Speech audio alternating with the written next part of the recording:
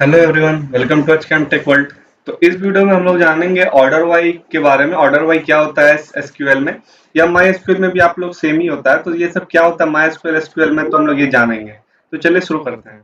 तो order Y का generally use होता है सॉर्टिंग के लिए, असेंडिंग से जैसे सॉर्टिंग करते हैं हम लोग, असेंडिंग डिसेंडिंग। तो नॉर्मली हम लोग ऑर्डर वाई का यूज इसीलिए करते हैं कि हम लोग सॉर्टिंग कर सकें।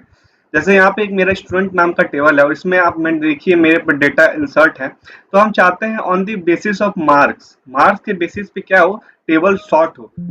तो हम लोग इसको ऑर्डर बाय करके सॉर्टिंग करेंगे। कैसे?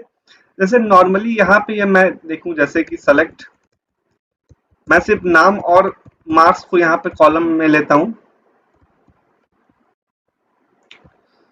सॉरी, ये थोड़ा सा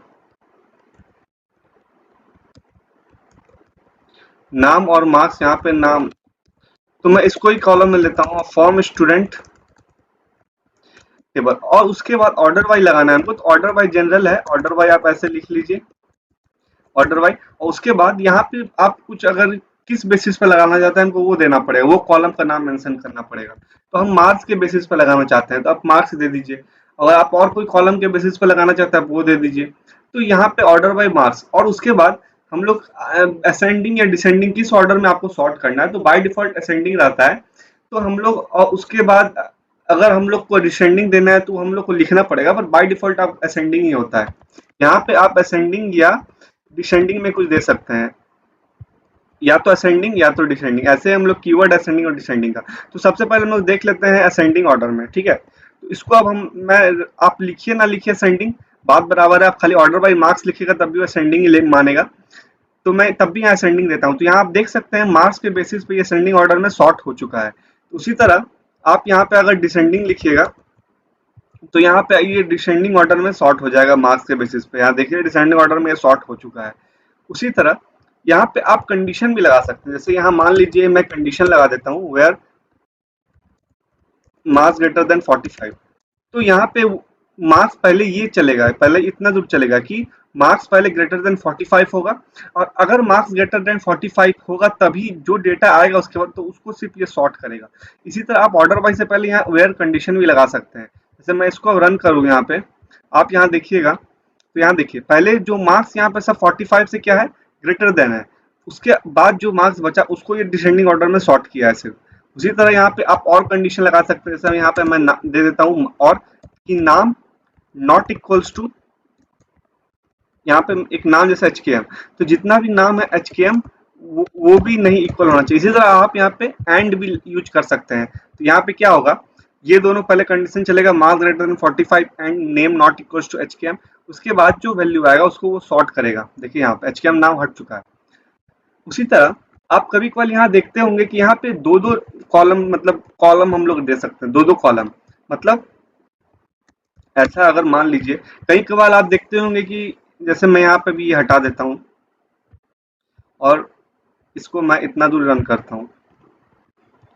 इसको आप अगर अभी चलाइएगा तो यहाँ पे कुछ, यहाँ एंड हटाना पड़ेगा हमको।